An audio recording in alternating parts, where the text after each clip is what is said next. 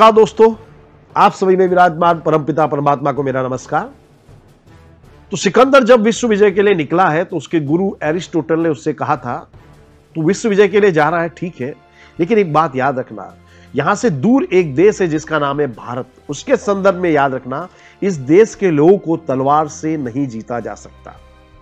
तू उनके विश्वास को जीतने की कोशिश करना और उनसे प्रेमपूर्ण संबंध बनाना, तो तू दुनिया में सफल हो सकेगा।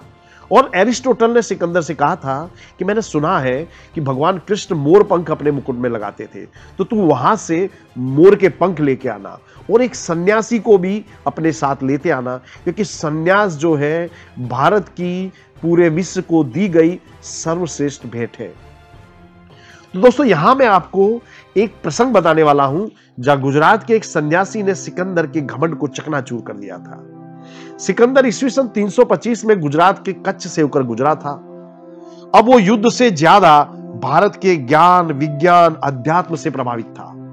वो नालंदा विद्यापीठ में अध्यापन करने वाले गुरु विष्णुगुप्त अर्थात जिनको हम कहते हैं चाणक्य, उनके राजनीति के सिद्धांतों से प्रभावित था। चाणक्य ने पूरी दुनिया को एक महान ग्रंथ अर्थशास्त्र की भेंट दी थी। पूरी दुनिया चाणक्य के ज्ञान से प्रभावित थी।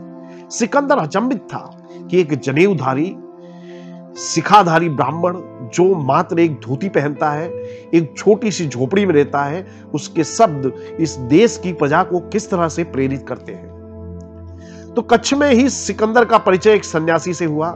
सिकंदर की सेना धूल उड़ाते हुए आगे बढ़ती जा रही थी। तभी सिकंदर की नजर एक पेड़ के नीचे लेटे हुए एक अल्लड़ मस्त सन्यासी पर पड़ी।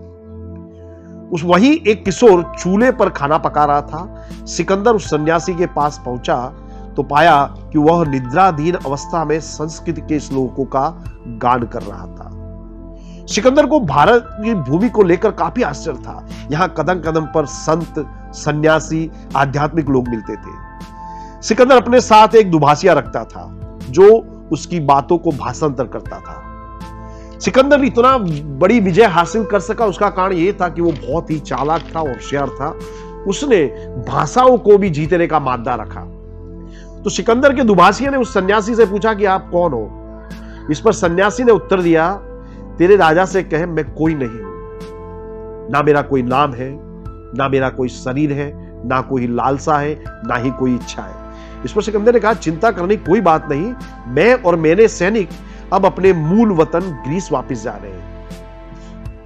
इस पवित्र भूमि भारत में सैनिक, राजा, प्रजा, पंडित सभी का जीवन आध्यात्म से ओतप्रोत है।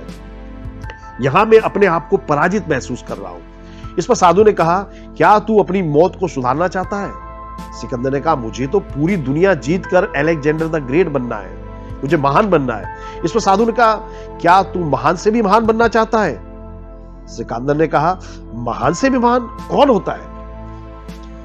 हां, महान से भी महान वो होता है जो किसी से भी नहीं डरता। क्या तुझे किसी से भी डर लगता है? सिकंदर ने कहा, मुझे बीमारी से, धोखाधड़ी से डर लगता है, परंतु मुझे डरा सके ऐसा मनुष्य अभी तक इस पृथ्वी पर पैदा नहीं हुआ। सिकंदर की यह बात सुनते ही साधु ने जलते हुए चूल्हे में से लकड़ी निकाली और सिकंदर की ओर लपका। सिकंदर डर गया, वो पीछे की ओर मुड़ने लगा। इस पर सैनिकों ने साधु को रोका तो साधु ने हंसते हुए बोला, देखो देखो, तुम्हारा राजा किसी से नहीं डरता, परंतु वो जलती हुई लकड़ियां देखकर पीछे हट रहा है। ऐसा कहकर साधु ने जलती हुई लकड़ी पर अपना हाथ रख दिया। साधु का हाथ धू धू कर कर जलने लगा। तो सिकंदर चिल्लाया, बोला, हे मूर्ख, ये क्या कर रहा है? सैनिकों ने साधु के हाथ से लकड़ी को छीनकर फेंक दिया। साधु मुस्कुरा रहा था। पीछे खड़े साधु के तरुण शिष्य ने गीता का इस श्लोक कहा। वो श्लोक था, नयनम छिंदंति शस्त्राणि, नयनम दहति पावका, ना नयनम क्लेदंतायपो, ना शोष्यति मारुता। और साधु बोला, तेरी इन छोटी मोटी लड़ाइयों से कई गुना भीषण युद्ध कुरुक्षेत्र में हुआ था। हजारों वर्ष पहले श्री कृष्ण ने युद्ध भूमि में कहा था, आत्मा को कोई शस्त्र छेद नहीं सकता, ना ही अग्नि जला सकती है, ना ही आत्मा को जल भिगो सकता है, और ना ही आत्मा को हवा सुखा सकती है। आत्मा अजर अमर है। ये जो ज्ञान है हम हिंदुओं की रग रग में बस गया है। इसमें सिकंदर ने पूछा, महान से भी ऊपर जो महात्मा बन सकता है वो कहां है? इस पर साधु बोला, वो महात्मा तुझ में है, मुझ में है, इन सैनिकों में है, इन पेड़ों के जंगल में है, पूरी प्रकृति में है। साधु के वचनों को सुनकर सिकंदर प्रणाम करके